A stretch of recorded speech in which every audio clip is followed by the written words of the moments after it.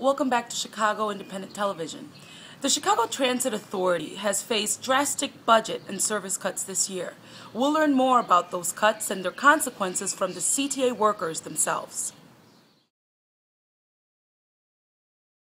We're having hard times because of the funding. If we were to get funding, I think all this would be resolved. Transportation, in my opinion, is that vehicle that's going to generate and stimulate the economy. People have to have access to quality transportation to get to these jobs. And if you don't have a medium to get them to the job, the plants, the new industries, they'll sit idle, which is no good for the economy either.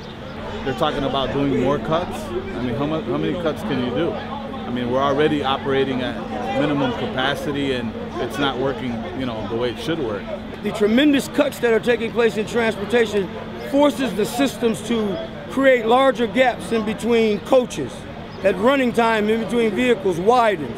You have more people standing in the coach stop. Now the operator is dealing with a group of people, most times who are not understandable. They're irate because they're not getting their bus. They're not getting to where they need to be on time. When the bus comes, it's actually too crowded. You might not even be able to get on, and then you're going to stand and wait an additional period of time. So it just creates a dangerous situation for the riding public, the operators, and the overall safety of the systems themselves.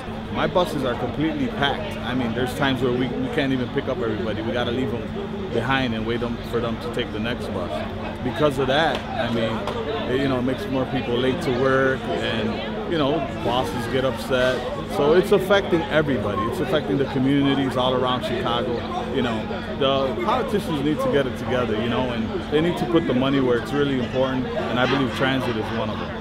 They just laid off about, I think, a little bit over 100 maintenance workers, and that, of course, that's a safety issue because now the buses are not going to be inspected as they were before. They're not going to be properly serviced as they were before. Those are all safety issues that could occur because of all these cuts that are being made. The buses that we're driving are taking a beating. The buses hold 58 seats, and we're driving 110 people around on the buses. Absolutely. So we would like to see, it's a safety issue that's going on, but we would like to see these people back at work and buses back on the street. So they laid off not just 1,100 bus drivers, like she stated, they laid off 1,100 maintenance, mechanic, and services. That right there enough is detrimental to our health, it's detrimental to our safety, because we're driving buses that are not clean, we're driving buses that are not safe. If they break down or anything like that, all they're doing is sending the buses right on through and hoping that we keep schedule. And mind you, before those 1,100 to 1,200 was laid off, CTA also needed more individuals. They were in the process of hiring 300 to 500 more people before they laid people off. If the average everyday rider knew how unsafe it was to ride some of these vehicles out here, they wouldn't ride, which is a very dangerous thing for everybody. And then you take our children. We put our children on these buses. We put our grandparents on these buses. They need to be safe. They need to be protected.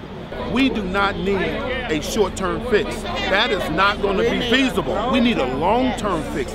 We need 7 years, 10 years. The fundamental funding, how you fund transit. And have them to be accountable, like President Barack Obama say, be accountable for the money that's being spent. Show us where this money is being spent. The people in our leadership, our governors, our president, our mayors, they need to look and focus at what's really important. I mean, the money should go to where it needs to go to, not to Wall Street, not to these, banks that then they just holding on to the money, they don't want to give it out. Put it in where people really need it, If the money's there, why not use it, where it's a necessity? The government is not coming back into the communities and rebuilding the infrastructure necessary to move transportation forward. Transportation, in my opinion, is that vehicle that's going to generate and stimulate the economy. Open up the books. We need those books. We need to know where this money is going. If you just bailed us out with $570-something million in 2007, and here we are again in 2010, this time a layoff went through. Where did that money go? Well, why you lay off 1,100 people? Because we decided we're not going to open up our contract. You know, and then you tell the public it's our fault. It's not our fault. You know, it's the fault of the higher up. If they can bail out Wall Street And banks, they can bail this out. Those who know transportation understands that where you bring rail comes business, comes economic development. I challenge the president, I challenge the mayor, I challenge the congressman, I challenge any politician that wants to make a difference to try to get more funding and do the right thing when it comes to transportation.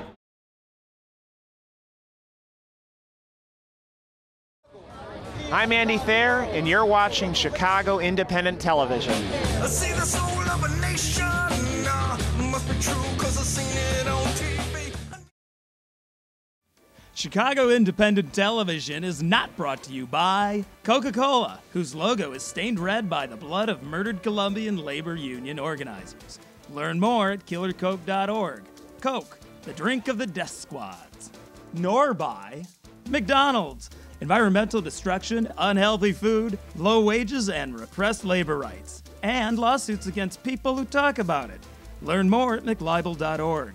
McDonald's, I'm not loving it. Does AT&T hate freedom? Let's find out.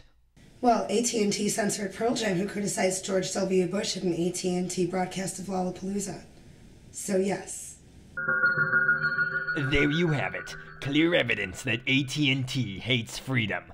Help protect internet freedom. Visit these websites to learn more and get involved. AT&T, your world, delivered for a price.